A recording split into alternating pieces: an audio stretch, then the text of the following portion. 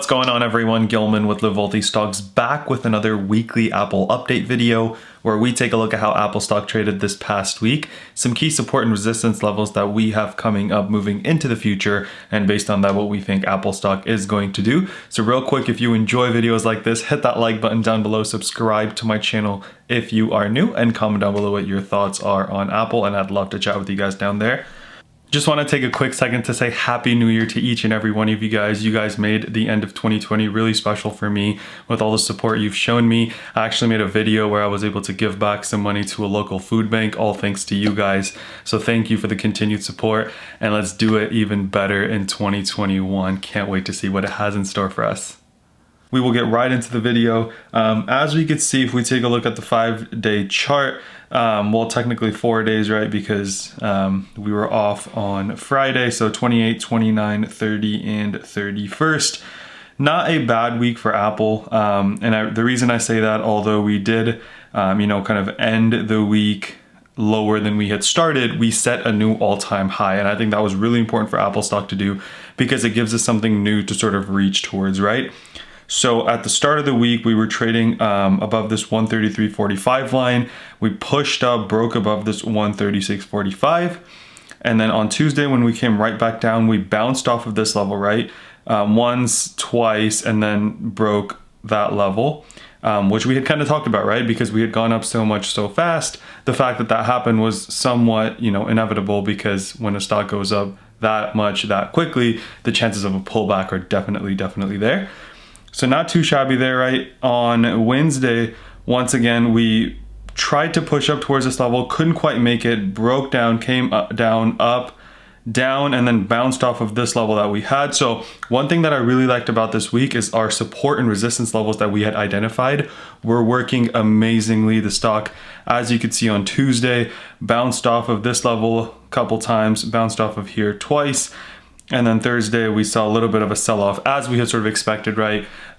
Just because it was year-end, so a lot of people could be doing it for tax purposes, but also because of, what we had said about, hey, we're kind of right above this 133.45 level. If we see a little bit of a sell-off, we could see a sell-off to the AEMA, which is kind of what happened. We went a little past the AEMA, but essentially we, hit that AEMA on the daily chart. So as we could see, Apple has had a pretty nice run from 11.23 to now, right? We're talking about a run from the kind of 110s level, or 112s rather, 112s all the way to 138, setting a new all-time high.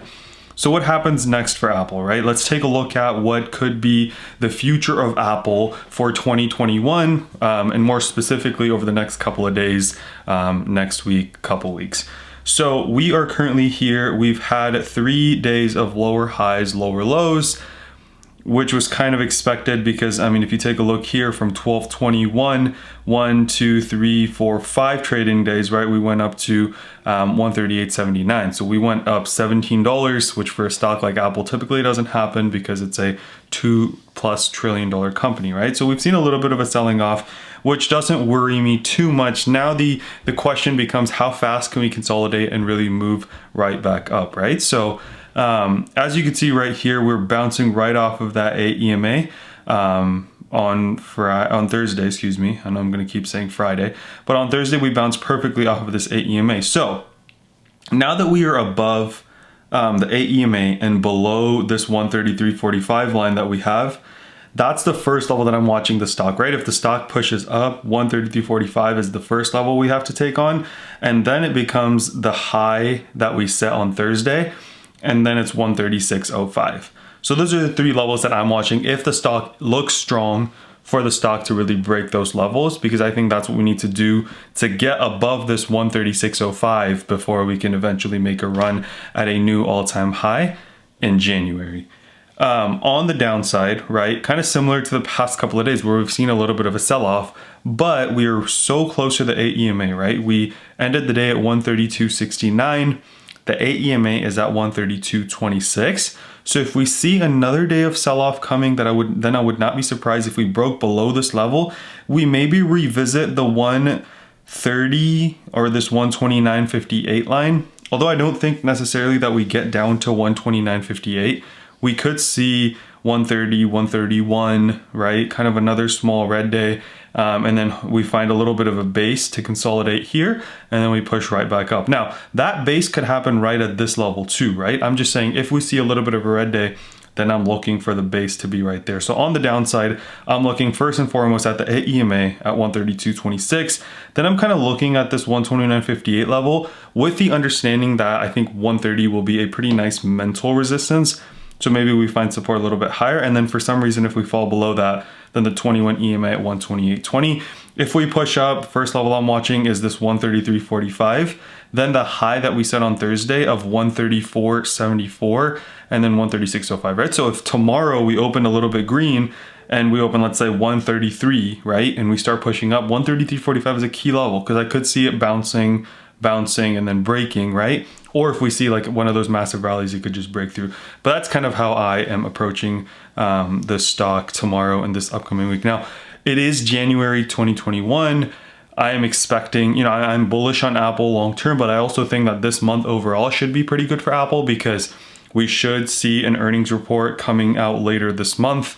And this being the quarter where we had not only the kind of initial orders, but we also have the holiday season, right? So typically what we'll have is September is when we get the normal orders.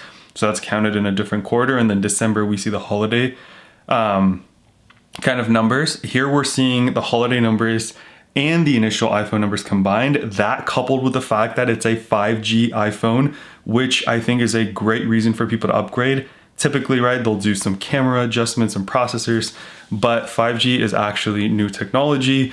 It's not just, you know, slightly better camera, slightly better, you know, screen or whatever, right? It's 5G. And if you want to be using the greatest kind of internet out there, you have to buy this new phone. Anyway, that's one reason why I think, you know, earnings should be pretty good and we could see Apple running into that. The question becomes when it can consolidate and really start to push up, which I'm hoping we can start doing this week. Hopefully have a nice little week, a week or two, you know, run into the earnings. But let me know what you guys think. If you're bullish on Apple, if you think we're about to have a major correction. A lot of people are saying we're due for a pullback, which I don't disagree with, but I do think there's a lot of, you know, catalysts moving into this month for Apple especially. So hope you guys enjoyed the video. If you did, don't forget to like and subscribe and comment down below what your thoughts on Apple are moving forward. And I'd love to chat with you guys down there. Let's remember to be a bit better every single day. And until next time.